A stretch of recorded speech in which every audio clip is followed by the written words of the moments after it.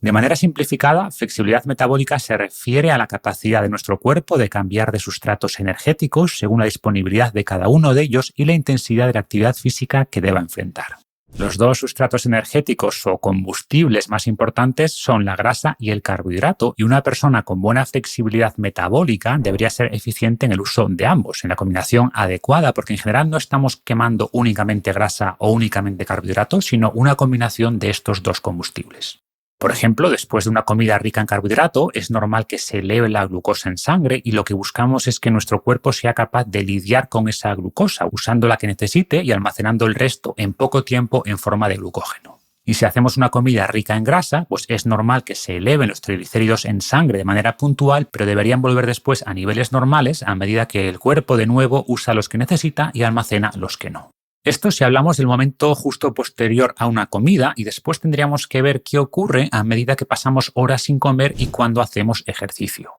Una persona con buena flexibilidad metabólica tendrá más facilidad para aguantar más tiempo sin comer porque su hígado irá soltando gradualmente el glucógeno almacenado, manteniendo niveles estables de glucosa, e incluso si hablamos de ayunos prolongados, a medida que se reduce el glucógeno, una persona con buena flexibilidad metabólica producirá con facilidad cuerpos cetónicos que pasarían a representar hasta el 70% del gasto energético del cerebro. Y es verdad que antes dije que los sustratos energéticos principales son glucosa y grasa, pero podríamos considerar a los cuerpos cetónicos como un tercer sustrato que producimos a partir de la grasa cuando queda poco glucógeno almacenado. Y por último, tendríamos que analizar la partición de combustible durante el ejercicio. A baja intensidad deberíamos quemar más grasa y a medida que elevamos la intensidad del ejercicio deberíamos quemar un porcentaje mayor de carbohidrato. Y en principio, las personas que son capaces de mantener un porcentaje mayor de consumo de grasa a una intensidad determinada tendrán una ventaja respecto a las que usan más carbohidratos, ya que van a conservar el glucógeno, que es un combustible mucho más limitado. Y de nuevo, una persona con buena flexibilidad metabólica será capaz de optimizar la mezcla de combustibles dependiendo de las demandas energéticas.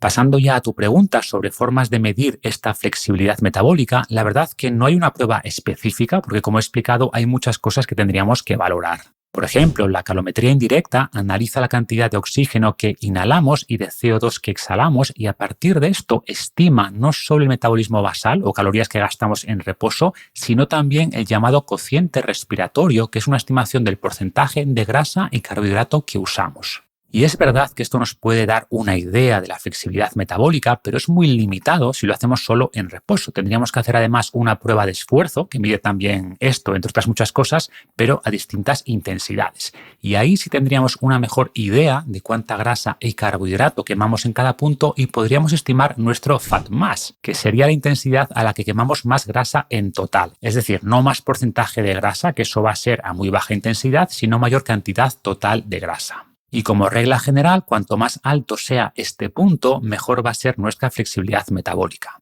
Una persona con poca flexibilidad metabólica va a depender mucho más del glucógeno, incluso a intensidades bajas, mientras que una persona con buena flexibilidad metabólica podrá seguir usando grasa como sustrato principal durante más tiempo y a más intensidad. En cualquier caso, hay que usar este FatMax con cuidado porque no solo depende de la intensidad del ejercicio, sino también de su duración. A medida que se vacían las reservas de glucógeno, es normal usar más grasa y, por tanto, el FatMax o la intensidad a la que quemamos más grasa no es igual durante los 10-15 minutos que dura una prueba de esfuerzo que cuando llevamos una hora de actividad física continua, y por eso no deja de ser una variable aproximada. Y por último, podemos también estimar nuestra flexibilidad metabólica con una prueba de sensibilidad a la insulina, como es la HOMA, HOMA, que nos permite calcular el HOMA-IR, HOMA-IR o índice de insulinoresistencia, que es un ratio entre la insulina y la glucosa. Y cuanto mayor sea nuestra resistencia a la insulina, peor va a ser la flexibilidad metabólica y al revés.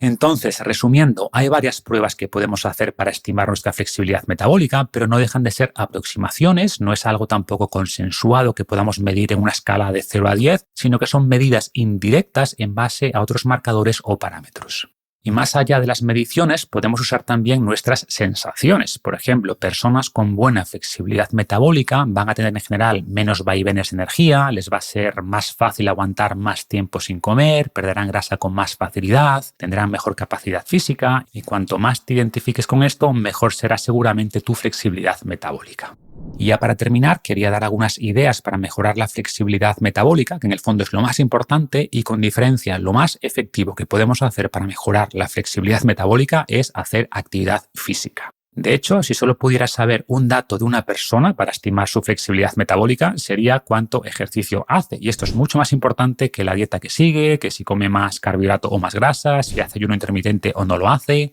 Al final, la flexibilidad metabólica está muy ligada a la cantidad y calidad de nuestras mitocondrias musculares y la mejor manera de mejorar ambos factores es con ejercicio. Sabemos que la combinación de entrenamiento en zona 2 por un lado y entrenamientos HIIT por otro, de intervalos de alta intensidad, optimiza la salud mitocondrial y al hacer entrenamiento de fuerza ganamos más musculatura que actúa como sumidero de glucosa, lo que ayuda también a regular esa glucosa en sangre. Realizar alguna sesión de entrenamiento en ayunas o con glucógeno bajo puede aumentar también nuestra capacidad de oxidar grasa, pero es un aspecto mucho menos relevante que el hecho en sí de entrenar. A nivel de alimentación, tiene sentido incluir alguna estrategia de ciclado o tener periodos donde consumimos mucho carbohidrato, sobre todo en personas que hacen mucha actividad aeróbica, pero también es interesante incluir algún periodo de dieta baja en carbohidrato o incluso dieta cetogénica para activar esos mecanismos de oxidación de grasa o incluso de producción de cuerpos cetónicos. Y por eso mismo no recomiendo tampoco mantener dieta cetogénica mucho tiempo porque nos hace perder después capacidad de utilizar los carbohidratos. Y lo que hago personalmente es seguir en general una alimentación moderada en carbohidrato, de alrededor del 40% de carbohidrato,